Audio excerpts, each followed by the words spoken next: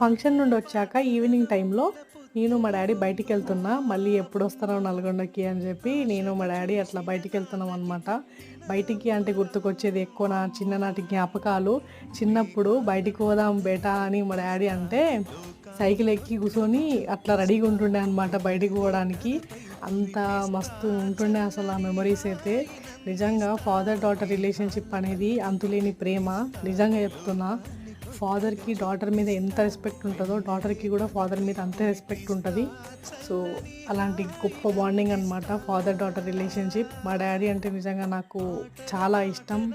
My most important person అంటే మా daddy అనమాట నా లైఫ్లో అయితే. తర్వాత మా ఆయన. సో అలా బయటికి వెళ్తూ మంచిగా ఎంజాయ్ చేస్తున్నాం నేను మా డాడీ.